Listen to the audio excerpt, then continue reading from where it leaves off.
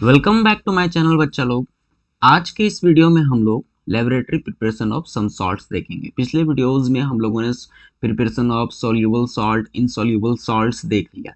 अब उन्हीं सॉल्ट्स में से कुछ सॉल्ट्स, स्पेशल सॉल्ट जिनका लेबोरेटरी लैब में हम लोग किस तरह से प्रिपेयर कर सकते हैं, उसमें आप पढ़ेंगे नॉर्मल सॉल्ट और एसिड सॉल्ट्स के बारे में। नॉर्मल सॉल्ट्स वो सॉल्ट्स होते हैं जिसमें ना ही H प्लस आयन प्रेजेंट होते हैं, ना ही OH माइनस आयन प्रेजेंट होते हैं। एसिड सॉल्ट्स कहने का मतलब ऐसे सॉल्ट जिसमें H प्लस आयन प्रेजेंट है अभी भी, जैसे फॉर एग्जांपल NaHCO3, ठीक है, सोडियम हाइड्रोजन कार्बोनेट या फिर सोडियम बाइकार्बोनेट भी इसको बोलते हैं। चलो शुरू करते हैं हम लोग आयरन 3 क्लोराइड FeCl3 को प्रिपेयर करके। तो FeCl3 कैसे प्रिपेयर कर सकते हैं? तो FeCl3 प्रिपेयर करने के लिए सबसे पहले आपको आयरन पाउडर लेना होगा इस कंबसन ट्यूब में, और इस कंबसन ट्यूब से आपको क्लोरीन गैस पास कराना होगा। क्लोरीन गैस पास कराते समय ध्यान रखें, क्लोरीन गैस को आपको सल्फ्यूरिक एसिड के थ्रू होकर के पास कराना, क्योंकि अगर क्लोरीन गैस में थोड़ा मोड़ा भी मॉइस्चर अगर प्रेजेंट होगा तो सल्फ्यूरिक एसिड जो है उस मॉइस्चर को एब्जॉर्ब कर लेगा, क्योंकि ये ड्राइंग एजेंट या फिर डिहाइड्रेटिंग एजेंट के जैसा काम करता है। यहाँ से क्लोरीन गैस जैसे पास करता है तो ये आयरन जो है रिएक्ट करता है क्लोरीन गैस के साथ और FeCl3 बना लेता है, ठीक है। तब जब बन जाता है, रेड हॉट दिखने लगता है, बन जाता है, तब हम लोग क्या करते हैं, इस हीट जो दे रहे हैं इधर से हीट, उस हीट को सस्पेंड कर देते हैं, रोक देते हैं। फिर यहाँ से वोलाटाइज हो जाता है, मतलब ये गैस बन जाता है और यहाँ आपका जो कॉनिकल फ्लास्क है उसमें कलेक्ट हो जाता है ब्राउन कलर का, ठीक है। तो ये जो FeCl3 अभी बना, ठीक है, ये डेलिक्वेसेंट होता है। डेलिक्वेसेंट कहने का मतलब वाटर एब्जॉर्बर होता है, ठीक है, मतलब एटमोस्फेयर से ये वाटर एब्जॉर्ब कर लेगा, ठीक है, और FeCl3.6H2O ये बना लेगा, ठीक है, मतलब हाइड्रेटेड सॉल्ट बना लेगा। तो ये ना हो इसके लिए हम लोग फ्यूज्ड कैल्शियम क्लोराइड यहाँ पर ऐड करते हैं। फ्यूज्ड कैल्शियम क्लोराइड क्या करता है, मॉइस्चर से बचा करके रखता है FeCl3 को, ठीक है। दूसरा मेथड अगर हम लोग चाहें कि FeCl3.6H2O इसको अगर हीट कर दें, हीट करने से क्या होना चाहिए जी, वाटर आपका रिलीज हो जाना चाहिए। हीट कर दें, सोचे कि ऐसे हम लोग बना, तो हीट करने से नहीं बनेगा। हीट करने से आपका आयरन ऑक्साइड बन जाएगा, Fe2O3 बन जाएगा। तो इसको प्रिपेयर करने का तरीका आपका यही है कि आपको पाउडर्ड आयरन में क्लोरीन गैस पास करवाना है एक टेम्परेचर पे, ठीक है बच्चा लोग। आगे देखते हैं हम लोग लेड क्लोराइड का प्रिपरेशन कैसे कर सकते हैं। लेड क्लोराइड क्या है, एक इनसॉल्युबल सॉल्ट है। सबसे पहले क्या करेंगे, सोडियम क्लोराइड या फिर हाइड्रोक्लोरिक एसिड, सोडियम क्लोराइड या हाइड्रोक्लोरिक एसिड दोनों में से कोई भी सॉल्यूशन में आपको लेड नाइट्रेट का सॉल्यूशन ऐड कर देना है, PbNO3। लेड नाइट्रेट का सॉल्यूशन जैसे ही ऐड करोगे आपको PbCl2 लेड क्लोराइड का प्रेसिपिटेट यहाँ पर बनता दिखेगा, ठीक है। और इस प्रेसिपिटेट को क्या करना है, आपको फिल्टर कर लेना है। और ये जो प्रेसिपिटेट बना है वो कोल्ड वाटर में सॉल्यूबल नहीं होता है, PbCl2 कोल्ड वाटर में सॉल्यूबल नहीं होता है, तो इसको क्या करना है, हीट कर देना है हॉट वाटर में। तो हॉट वाटर में क्या करता है, PbCl2 आपका सॉल्यूबल हो जाता है और धीरे धीरे क्या होता है, इवापोरेट होने लगे, इवापोरेट। तो सैचुरेशन पॉइंट तक आपको क्या करना है, इसको इवापोरेट करना है और उसके बाद इसको कूल डाउन होने के लिए छोड़ देना है। कूल डाउन होने के बाद जैसे जितना भी वाटर है यहाँ पर इवापोरेट होकर खत्म हो जाएगा, आपको नीडल शेप में आपको PbCl2 मिल जाएगा, ठीक है। इसके बाद हम लोग प्रिपरेशन देखते हैं कैल्शियम कार्बोनेट का। कैल्शियम कार्बोनेट को प्रिपेयर करने के लिए सबसे पहले सोडियम कार्बोनेट का सॉल्यूशन लेना है। सोडियम कार्बोनेट का सॉल्यूशन को hot solution of calcium chloride में ऐड कर देना है, ठीक है। हॉट सॉल्यूशन, ये गर्म हो रहा है नीचे से जी, ये हॉट सॉल्यूशन है, इसमें आपको ऊपर से ऐड कर देना है सोडियम कार्बोनेट Na2CO3, ठीक है। तो आपको कैल्शियम कार्बोनेट का प्रेसिपिटेट यहाँ पर बनता हुआ दिखेगा, और इस कैल्शियम कार्बोनेट का प्रेसिपिटेट जो बना है उसको फिल्टर कर लीजिए और कोल्ड वाटर से रेगुलरली वॉश कीजिए, वॉश करते रहिए और उसके बाद उसको ड्राई कर लीजिए, आपको कैल्शियम कार्बोनेट आराम से मिल जाएगा। इसके बाद हम लोग देखते हैं प्रिपरेशन ऑफ सोडियम बाइकार्बोनेट, ठीक है, NaHCO3। NaHCO3 को प्रिपेयर करना बड़ा ही आसान है जी। क्या करना है आपको, सोडियम कार्बोनेट Na2CO3 का, सोडियम कार्बोनेट का कोल्ड सॉल्यूशन लेना है, ठीक है। इधर देख रहे हैं आप, आइस क्यूब इधर लगा रहे हैं ताकि ये जो सॉल्यूशन है वो कोल्ड रहे, ठंडा रहे। यहाँ से आपको कार्बन डाइऑक्साइड इस तरह से पास करा देना। कार्बन डाइऑक्साइड पास कराने पे ये क्या बन जाएगा आपका, सोडियम बाइकार्बोनेट, जिसको हम लोग बेकिंग सोडा भी बोलते हैं, ठीक है। प्रॉपर्टी में अगर बात करें, ये जो सोडियम हाइड्रोजन कार्बोनेट बना, इसको अगर आप हीट करोगे, वापस हीट करोगे, तो ये वापस जो रिएक्टेंट था वो बन जाएगा, हीट करने पे ऑपोजिट रिएक्शन हो जाएगा, मतलब लॉट ऑफ कार्बन डाइऑक्साइड आपको देने वाला है। ठीक है, इसका प्रॉपर्टीज में।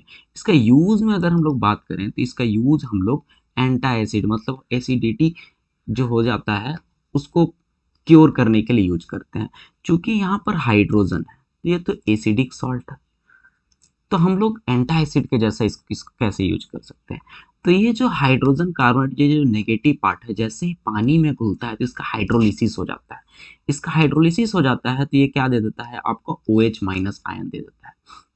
ठीक है, तो जैसे ही पानी में घुल जाता है तो ये बेस प्रोड्यूस करता है। सोडियम हाइड्रोजन कार्बन क्या प्रोड्यूस करता है, आपका बेस प्रोड्यूस करता है। तो इसलिए इसको हम लोग एज एंटी एसिड यूज करते हैं। ठीक है, दूसरा यूज इसका ये है कि इसको हम लोग केक बनाने में यूज करते हैं। केक बनाने में यूज करते हैं। केक बनाएंगे कैसे, ध्यान से देखो। हम लोग क्या, केक का जो डॉ बनता है, जो गूंथ देते हैं, आटा वाटा जो भी हो गया उसको गूंथते हैं। ठीक है, उसमें हम लोग ऐड करते हैं थोड़ा सा बेकिंग सोडा। अब बेकिंग सोडा के साथ ऐड करते हैं हम लोग टार्टरिक एसिड। ठीक है, साइट्रिक एसिड, टार्टरिक एसिड, नींबू थोड़ा सा बोल दो। तो टार्टरिक एसिड और sodium hydrogen carbonate NaHCO3 plus tartaric acid का H प्लस आयन, ठीक है, वो रिएक्ट करके क्या बना लेता है, आपका सोडियम सॉल्ट बना लेता है, टार्टरेट, सोडियम टार्टरेट बना लेता है। मतलब H प्लस, जैसे देखो tartaric acid COOH CHOH whole two COOH, ये आपका टार्टरिक एसिड। ठीक है, तो इसी का H प्लस, जो ये H है वो रिप्लेस हो जाता है किससे जी, आपका Na से रिप्लेस होता है। तो Na प्लस यहाँ लिख देते हैं, टार्टरेट बना लेता है। और साथ में रिलीज क्या करता है जी, कार्बन डाइऑक्साइड रिलीज करता है प्लस वाटर रिलीज करता है। तो ये जो कार्बन डाइऑक्साइड है वो आपका गैसियस फॉर्म में होता है, और ये जो वाटर लिक्विड फॉर्म में। तो गैसियस फॉर्म ये क्या करता है, एस्केप करना चाहता है, ये एस्केप करना चाहता है। एस्केप करने पे क्या करता है, यहाँ पर आपका एयर स्पेसेस बन जाता है। कार्बन डाइऑक्साइड एस्केप किया, एयर स्पेसेस बन जाता है। तो ये जो डफ है आपका, जो गूंदे है आटा, वो थोड़ा सा पहले ही क्या हो जाता है, इस तरह से फूल जाता है। ठीक है, तो जो केक बनाते हो बहुत ही ज्यादा फ्लफी बनता है। तो इस तरह से हम लोग बोल सकते हैं कि सोडियम हाइड्रोजन कार्बोनेट या फिर बेकिंग सोडा को हम लोग केक बनाने में यूज करते हैं। अगर वहीं सोडियम हाइड्रोजन कार्बोनेट आप नहीं डाले हो, सपोज करो कोई डफ आप बनाए हो, कोई गूंदे हो आटा वाटा, उसमें सोडियम हाइड्रोजन कार्बोनेट आप नहीं ऐड किए हो, तो उतना अच्छा नहीं फूलेगा जितना अच्छा आपका बेकिंग सोडा डालने के बाद फूलता है। ठीक है, फिर इसी बेकिंग सोडा को हम लोग फायर एक्सटिंग्विशर के जैसे भी यूज करते हैं। फायर एक्सटिंग्विशर आप लोग देखे होंगे जी। फायर एक्सटिंग्विशर में क्या होता है आपका, इस तरह से कुछ दिखता है जी फायर एक्सटिंग्विशर। यहाँ पर आपका ये स्टार्टर होता है, ठीक है, और यहाँ पर एक आपका पिन होता है, इस जगह पर पिन होता है। इस पिन को खींचने से क्या होता होगा, यहाँ पर देखो, यहाँ पर आपका क्या है, इसके अंदर ये जो फायर एक्सटिंग्विशर, इसके अंदर आपका सोडियम हाइड्रोजन कार्बोनेट का क्या है, सॉल्यूशन। यहाँ पर एक छोटा सा इग्निशन ट्यूब रहता है। ठीक है, इग्निशन ट्यूब में आपका सल्फ्यूरिक एसिड H2SO4 रहता है। जैसे इस पिन को आप खींचते हो, ये सल्फ्यूरिक एसिड का जो इग्निशन ट्यूब है ये थोड़ा सा टिल्ट हो करके आपका नीचे गिरता है। ठीक है, तो रिएक्शन क्या होता है, NaHCO3 प्लस H2SO4। H2SO4 जैसे ही ऐड करते हैं हम लोग का, तो सोडियम सल्फेट बनता है Na2SO4 plus lot amount of carbon dioxide release होता है प्लस वाटर आपका रिलीज होता है। ठीक है, और ये जो कार्बन डाइऑक्साइड है यहाँ पर पाइप के थ्रू बाहर आता है। ठीक है, तो जहां पर भी आग लगा हुआ है उस जगह पर ये गैस को अगर आप छोड़ोगे तो कार्बन डाइऑक्साइड क्या है जी, आपका आग को बुझाने का काम करता है। ठीक है, फायर एक्सटिंग्विशर के जैसे काम करता है। तो इस तरह से हम लोग आग को बुझा सकते हैं। तो यहाँ पर आपका सोडियम हाइड्रोजन कार्बोनेट जो है, या सोडियम बाइकार्बोनेट या फिर बेकिंग सोडा जो है, आप उसको एज ए फायर एक्सटिंग्विशर भी यूज कर सकते हो। और ये फायर एक्सटिंग्विशर आप घर पे भी आराम से बना सकते हो। देखो कैसे बनाएंगे फायर एक्सटिंग्विशर घर पे, ध्यान से देखो। सबसे पहले एक बोतल ले लेना है, वाश बोतल, घर में पेप्सी उप्सी पीते ही होगे जी। बोतल में क्या करना है, इस तरह से बोतल का ढक्कन लगा देना, यहाँ पर एक नोजल पाइप लगा देना। ठीक है, और इस बोतल में आपको सोडियम हाइड्रोजन कार्बोनेट का सॉल्यूशन ले लेना है। और यहाँ पर इग्निशन, छोटा सा टेस्ट ट्यूब, इग्निशन ट्यूब, जिसमें आपको dilute sulphuric, concentrate sulphuric acid नहीं लेने का जरूरत है। ठीक है, वो खतरनाक है। डाइल्यूट सल्फ्यूरिक एसिड लेना है। और जब आपको इसको एज अ फायर एक्सटिंग्विशर काम कराना, तो सबसे क्या करो, इस थ्रेड को थोड़ा सा खींचो। थ्रेड को खींचने से क्या होगा, ये थोड़ा सा टिल्ट होगा, या फिर आप बोतल को उल्टा कर दो। बोतल को उल्टा करने पे सल्फ्यूरिक एसिड क्या होगा, यहाँ पर रिलीज होगा। और जैसे ही आपका सोडियम हाइड्रोजन सॉल्यूशन में, सोडियम हाइड्रोजन कार्बोनेट सॉल्यूशन में जैसे ही आपका सल्फ्यूरिक एसिड गिरा, वो lot amount of carbon dioxide produce करेगा और वो कार्बन डाइऑक्साइड यहाँ से निकलते हुए आपका बाहर आएगा और ये बन गया आपका फायर एक्सटिंग्विशर। ठीक है बच्चा लोग।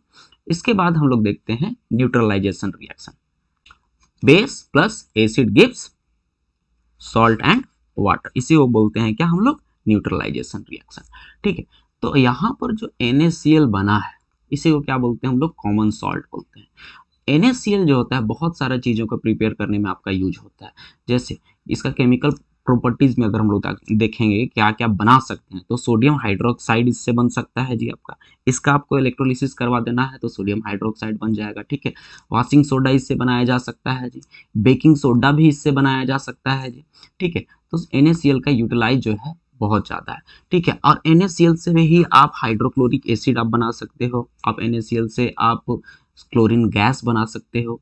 ठीक है, NaCl से आप हाइड्रोजन गैस बना सकते हो। ठीक है, तो क्लोरीन गैस का यूज हम लोग क्या करते हैं, ब्लीचिंग पाउडर का प्रोडक्शन में यूज करते हैं जी। हाइड्रोजन गैस का यूज हम लोग क्या करते हैं, हाइड्रोक्लोरिक एसिड बनाने में यूज करते हैं, अमोनिया फर्टिलाइजर से ये सब बनाने में यूज कर सकते हैं। ठीक है, तो NaCl से इतने सारे केमिकल्स आप बना सकते हो जिसका आप फर्दर यूज कर सकते हो। ठीक है, उसके बाद हम लोग देखते हैं ब्लीचिंग पाउडर का प्रिपरेशन कैसे करते हैं। कैल्शियम हाइड्रोक्साइड का जो सॉल्यूशन है उसमें क्लोरीन गैस को पास करवा देना है, आपको कैल्शियम ऑक्सीक्लोराइड मिल जाएगा और यही कैल्शियम ऑक्सीक्लोराइड जो होता है इसी को हम लोग ब्लीचिंग पाउडर बोलते हैं। ठीक है, और इस कैल्शियम ऑक्सीक्लोराइड से अगर वापस आपको क्लोरीन गैस लाना है तो आपको क्या करना है, इसको H2SO4 सल्फ्यूरिक एसिड के साथ रिएक्ट करवा दो। सल्फ्यूरिक एसिड के साथ रिएक्ट करने पे कैल्शियम सल्फेट मिल जाएगा और साथ में आपको chlorine gas as a result मिल जाएगा। ठीक है, प्लस H2O। ठीक है, तो H2SO4 के साथ रिएक्ट करके वापस आप क्लोरीन गैस ला सकते हो। तो ध्यान से सुनना, ये जो ब्लीचिंग पाउडर इसका यूज क्या क्या है। ब्लीचिंग पाउडर का यूज आप डिसइंफेक्टिंग इन ड्रिंकिंग वाटर कर सकते हो। ठीक है, आप क्लोरोफॉर्म का प्रिपरेशन में CHCl3 क्लोरोफॉर्म का प्रिपरेशन में आप कर सकते हो। ठीक है, ब्लीचिंग पाउडर जो होता है आपका जो वूल का जो क्लोथ होता है, वूल का क्लोथ को अनश्रिंकेबल सिकुड़ने नहीं देता है। ठीक है, ऐड कर देते हैं उसमें तो। ठीक है, और बहुत सारे केमिकल्स में ब्लीचिंग पाउडर जो होता है as a oxidizing agent use किया जाता है। ठीक है बच्चा लोग। इसके बाद हम लोग देखते हैं water of crystallization. Water molecule which form part of the structure of crystal of salt are called water of crystallisation.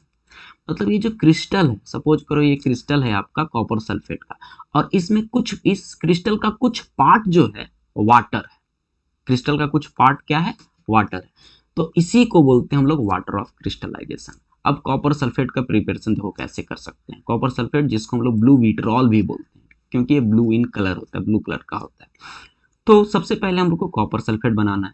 तो कॉपर सल्फेट के लिए क्या करेंगे, कॉपर हाइड्रोक्साइड या फिर कॉपर ऑक्साइड या फिर कॉपर कार्बोनेट, तीनों में से कोई भी चीज लो, उसको सल्फ्यूरिक एसिड में क्या कर दो, ऐड कर दो, चूंकि ये सॉल्यूशन में बन रहा है। ठीक है, ये सॉल्यूशन में बन रहा है। ठीक है, तो साथ में आपका वाटर और कॉपर सल्फेट ये सब है। फिर इसको क्या करना है, आपको इवापोरेट करने के लिए छोड़ देना है, थोड़ा सा हीट करना है, इवापोरेट करने के लिए छोड़ देना है। इवापोरेट होने के बाद जैसे इवापोरेट, चाइना डिश है, ठीक है, इवापोरेट होने के बाद आपका जैसे देखोगे वहां पर क्रिस्टल का फॉर्मेशन हो रहा है, उसको कूल डाउन होने के लिए छोड़ दोगे। ठीक है, कूल डाउन होने पे क्या बन जाएगा आपका CuSO4.5H2। अब इसको हम लोग कैसे कर सकते, कैसे कंफर्म करना है कि यहाँ पर वाटर ऑफ क्रिस्टलाइजेशन है कि नहीं। अब ध्यान से देखो, ये जो आपका कॉपर सल्फेट का जो क्रिस्टल मिला है ये ब्लू कलर का होगा। अगर फर्दर आप इसको हीट करोगे, फर्दर हीट करोगे तो ये ब्लू कलर से कन्वर्ट हो जाएगा व्हाइट कलर में। ठीक है, ब्लू कलर से व्हाइट कलर में कन्वर्ट हो जाएगा। क्यों, क्योंकि यहाँ का जो वाटर है वो आपका रिलीज हो चुका है, वो आपका निकल चुका है। क्या होने वाला देखो ध्यान से, CuSO4.5H2O, अगर आप इसको हीट करते हो तो CuSO4 प्लस 5H2O, ये वाटर कहाँ गया, पेपर बन के रिलीज हो गया। ठीक है, तो कलर इसका क्या हो गया, चेंज हो गया। ठीक है, अगर वहीं पर इस पानी को थोड़ा सा और अगर डालते हो, पानी डालते हो तो इसका कलर वापस ब्लू कलर का हो जाता है। इसका कलर क्या हो जाएगा, वापस ब्लू कलर का हो जाएगा। तो कहने का मतलब क्या है, ये जो क्रिस्टल ब्लू कलर का है लेकिन अभी भी वो कैसा है जी, आपका सॉलिड के फॉर्म में, पानी के, जब पानी में जैसे घुलते हैं तो कैसे मोल्टन स्टेट में होता है, थोड़ा सा पिघला वो लगता है, वैसा नहीं, क्रिस्टल के ही फॉर्म में रहेगा। ठीक है, उसी तरह से आप और भी चेक कर सकते हो जैसे यहाँ पर कॉपर सल्फेट में हम लोग चेक किए, उसी तरह से हम लोग COCl2, ठीक है, कोबाल्ट क्लोराइड, इसमें भी हम लोग देख सकते हैं। इसमें अगर वाटर आप ऐड करोगे तो इसका कलर कैसा होता है, ब्लू कलर का होता है, ठीक है। ब्लू कलर में अगर इसमें वाटर ऐड कर दोगे तो पेल पिंक हो जाएगा, पेल पिंक हो जाएगा। इसमें वाटर ऐड करोगे तो पेल पिंक कलर का हो जाएगा, ठीक है। COCl2.6H2 ये बन जाएगा, ये पेल पिंक कलर का हो जाएगा। तो कहने का मतलब वाटर कहाँ गया जी, वाटर हम इसमें डाले वो गया कहाँ, तो वाटर आपका एज अ क्रिस्टल बन गया वहां पर, ठीक है बच्चा लोग। तो और एग्जांपल्स हम लोग देखते हैं, जैसे जिंक सल्फेट ZnSO4.7H2, इसको हम लोग देखो कैसे बनाएंगे। यहां पर ये आपका सॉल्यूशन है H2SO4 का। H2SO4 में आप क्या ऐड कर दिए, जिंक मेटल ऐड कर दिए। अब जिंक मेटल जो है, एक्सेस जिंक मेटल जो है आपका डाइल्यूट सल्फ्यूरिक एसिड के साथ रिएक्ट करेगा, साथ में क्या होगा, हाइड्रोजन गैस रिलीज करेगा। अब यहाँ पर क्या आपका प्रेजेंट हो गया जी, जिंक सल्फेट। अब इस जिंक सल्फेट को क्या करना है, आपको फिल्टर कर लेना है। फिल्टर करने पे आपको प्योर जिंक सल्फेट सॉल्यूशन मिल जाएगा। यहाँ पर अभी इंप्योरिटीज भी था। प्योर जिंक सल्फेट सॉल्यूशन क्या करना है, आपको इवापोरेट करना है, जब तक कि आपका क्रिस्टल अपियर होना शुरू ना हो जाए। जैसे ही क्रिस्टल आपका अपियर होना शुरू हो जाएगा, आपको इसको कूल करने के लिए छोड़ देना है। तो जैसे ही फर्दर कूलिंग पे जिंक सल्फेट क्रिस्टल हम लोगों को क्या हो जाएगा, मिल जाएगा। समझ में आया बच्चा लोग, ठीक है। इसके बाद आगे अगर हम लोग देखें, आयरन 2 सल्फेट FeSO4.7H2, जिसको हम लोग ग्रीन विट्रॉल भी बोलते हैं। आयरन सल्फेट को भी बस इसी के जैसा हम लोग बनाते हैं। क्या करते हैं, आयरन को हम लोग सल्फ्यूरिक एसिड में ऐड कर देते हैं, FeSO4 हम लोग को मिलता है, उससे उसको हम लोग फिल्टर कर देते हैं। फिल्टर करने के बाद उसको कूल डाउन होने के लिए हम लोग छोड़ देते हैं, तो हम लोग को ग्रीन कलर का क्रिस्टल मिलता है। और ये ग्रीन कलर का क्रिस्टल किसका है जी, FeSO4.7H2, ठीक है, जिसको हम लोग आयरन सल्फेट या हाइड्रेटेड आयरन सल्फेट बोलते हैं, ठीक है। और इसका कॉमन नेम जो है आपका ग्रीन विट्रॉल है, क्योंकि ये ग्रीन कलर होता है। इसके बाद हम लोग देखते हैं सोडियम सल्फेट का प्रिपरेशन, Na2SO4। सोडियम सल्फेट का प्रिपरेशन कैसे करते हैं। सोडियम सल्फेट का प्रिपरेशन में आप देख रहे हो, यहाँ पर बेस और एसिड आपस में रिएक्ट कर रहा है, यहाँ यानी कि यहाँ पर न्यूट्रलाइजेशन रिएक्शन हो रहा है। इसको प्रिपेयर देखो कैसे करते हैं। तो इसमें क्या करते हैं, एक ब्यूरेट लेते हैं और इस ब्यूरेट में हम लोग सल्फ्यूरिक एसिड डाल देते हैं, ठीक है। और एक कोनिकल फ्लास्क लेते हैं। कोनिकल फ्लास्क में हम लोग क्या रखते हैं जी, आपका NaOH, ठीक है, सोडियम हाइड्रोक्साइड NaOH। और इस NaOH में हम लोग फेनोक्सिलिन एज अ इंडिकेटर ऐड कर देते हैं, ताकि इसका कलर क्या हो जाए, पिंक कलर का हो जाए, ठीक है। तो जैसे ही इसमें आप ऐड करते रहते हो, सल्फ्यूरिक एसिड ऐड करते रहते हो, थोड़ा ऐड करना है, फिर स्टीयर करना है या फिर सेक करना है, ऐड करना है, स्टीयर करना है, सेक करना है। एक टाइम पे ऐसा आएगा, ये सॉल्यूशन थोड़ा सा नीचे जाते जाएगा जी, क्योंकि यहाँ पर मिल रहा है।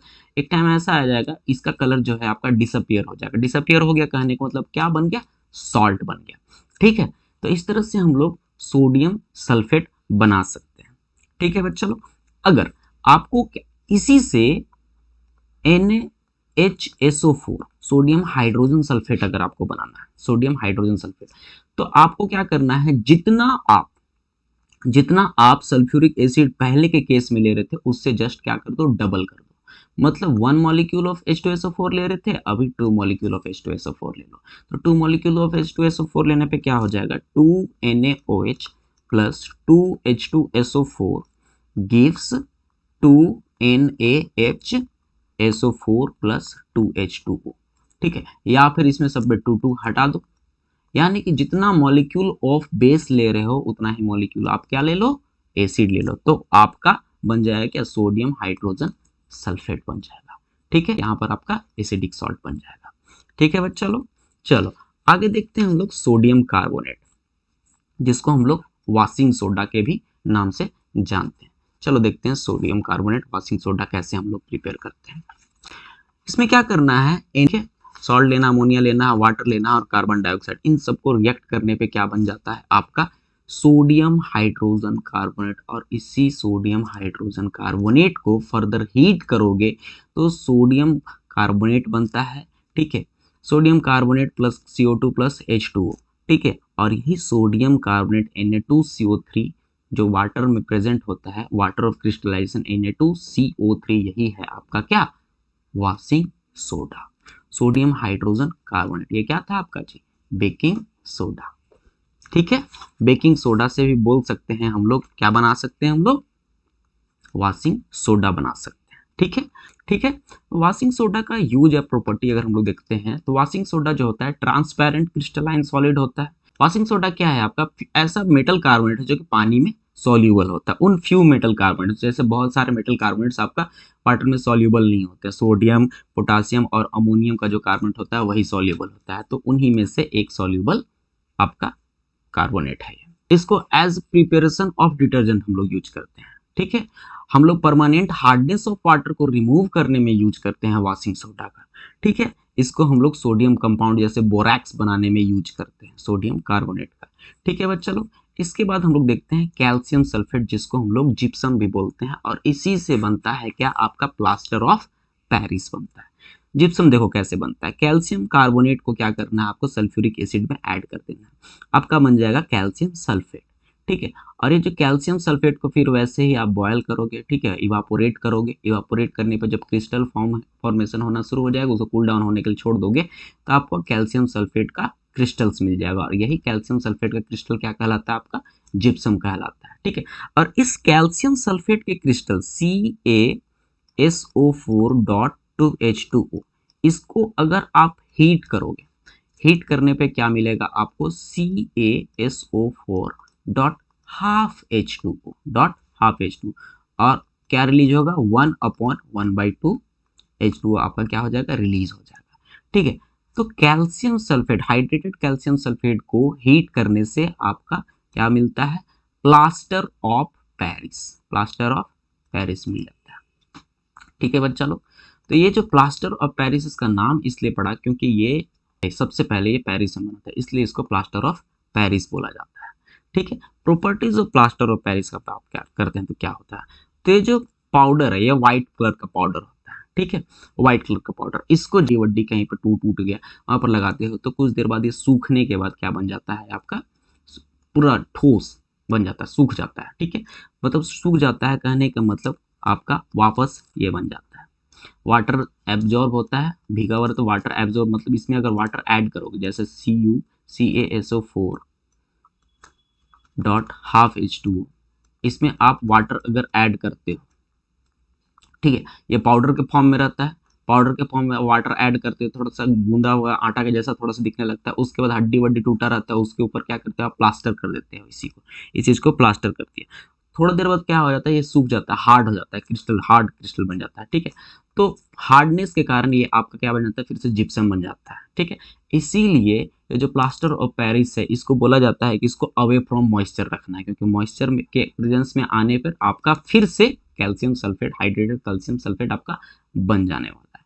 ठीक है, इसका और भी यूज है आपका जी, मॉइस्चर प्रूफ कंटेनर बनाने के लिए आपका इसका यूज होता है। ठीक है, फिर प्लास्टर ऑफ पेरिस हम लोग बहुत सारे टॉयज बनाने में यूज करते हैं, फायर प्रूफिंग मटेरियल बनाने में इसका यूज होता है। ठीक है, फिर आपका सीलिंग एयर गैप्स में भी यूज होता है, केमिस्ट्री लैब में एयर गैप्स को सील करने में यूज किया जाता है। ठीक है बच्चा लोग, इसके बाद हम लोग देखते हैं बहुत सारा, देखो सॉल्ट आपका जो दिख रहा है, जैसे कोबाल्ट नाइट्रेट हो गया, सोडियम कार्बोनेट हो गया, निकल सल्फेट हो गया, सबका कलर देख लो कैसा होता है, ये सब क्या है आपका वाटर क्रिस्टलाइजेशन है। ठीक है, जैसे कॉपर सल्फेट देखा था अभी, वहां पर ब्लू विट्रोल जिसको बोल रहे थे, ब्लू कलर का होता है इसलिए इसको ब्लू विट्रोल बोलते हैं। आयरन सल्फेट ग्रीन कलर का होता है इसलिए इसको ग्रीन विट्रोल बोलते हैं। आगे देखते हैं हम लोग और भी बहुत सारे आपका वाटर क्रिस्टलाइजेशन के सॉल्ट्स हैं, जैसे वॉशिंग सोडा भी देख लिए, Na2CO3.10H2O होता है। ठीक है, Epsom salt MgSO4.7H2O, potash alum फिटकरी जिसको बोलते हैं, ठीक है, K2SO4 Al2SO4 whole 3.24H2O, गॉबलर salt Na2SO4.10H2O, फिर ब्लू विट्रोल, कॉपर सल्फेट, ठीक है, plaster of Paris, calcium sulphate hydrated calcium, और इसको क्या बोलेंगे, हाफ H2, इसलिए इसको सेमी हाइड्रेटेड बोलेंगे। ठीक है, जितना आपका वाटर का मॉलिक्यूल प्रेजेंट है उतना आप ऐड कर दो वर्ड रूट। ठीक है, 5 है तो पेंटा, 10 है तो डेका, ठीक है, 7 है तो हेप्टा, वर्ड रूट आप जितना भी आपका वाटर मॉलिक्यूल है उतना आप ऐड कर दो। ठीक है, white vitriol, zinc sulphate ZnSO4.7H2, gypsum CaSO4.2H2। ठीक है, ये सब कुछ कॉमन नेम और केमिकल नेम्स है आपका किसका, वाटर ऑफ क्रिस्टलाइजेशन का।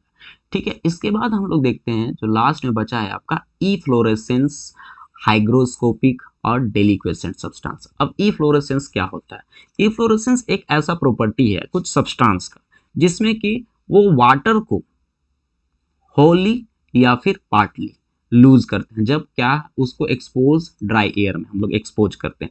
ड्राई एयर में एक्सपोज करने के कारण क्या होता है, इनमें जो प्रेजेंट होता है आपका हाइड्रेटेड वाटर जो होता है क्रिस्टल के फॉर्म में प्रेजेंट होता है, वो आपका मॉइस्चर में वापस चला जाता है। ठीक है, आपका जो एटमॉस्फेरिक एयर है उसमें वापस चला जाता है। ठीक है, तो हाइड्रेटेड क्रिस्टल जो होता है वो डिहाइड्रेट हो जाता है। ठीक है, उसी तरह से अगला एग्जांपल Na2SO4.10H2 ड्राई एयर में रखोगे, एक्सपोज करोगे तो आपका ये क्या हो जाएगा, डिहाइड्रेट कर जाने वाला है।